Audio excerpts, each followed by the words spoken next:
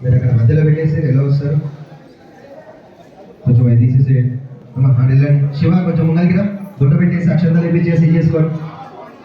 శ్రీమన్ మహాగణాధిపతయే నమః నమః ఓం నమః సద్యోజాతం ప్రపద్యామి సద్యోజాతాయ వై నమః నమః భవే భవే నాది భవే భవస్వమాం భవోద్భవాయ నమః వరదేవతాయ నమః నమః కళ్యాణ మండపారానుకూలతాఫల సిద్ధ్యర్థౌ స్వరస్తిగత దైవతానుకూలతాఫల సిద్ధ్యర్థేన శుభాభివర్ధంతానుకూలతాఫల సిద్ధ్యర్థేన సంప్రదభేన నమః. కొంచెం చిన్నగా గుడ్డ పెట్టేసి శివ.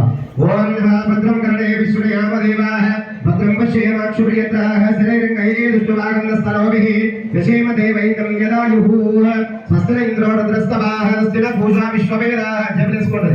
స్వస్తిన పూషా విశ్వవేదాః మంగళం హృదయవాయ మహనీయ గుణాత్మనే చక్రవర్తనోజాయ సార్వభౌమాయ మంగళం మండపారానుకూలతాఫల సిద్ధ్యర్థౌ వరదేవతాయ నమో నమః. రెండు నక్షత్రాలు చేతులు తీసుకొని ముంగల్కి వేసుకొని కుడికాలు పెట్టేసి లోపలికి వచ్చేది. అమ్మాయిని తీసుకురావాలి. అందులో బాబాయికి గణపతి పూజ చేసేసి కాలు విడిపించేస్తాం.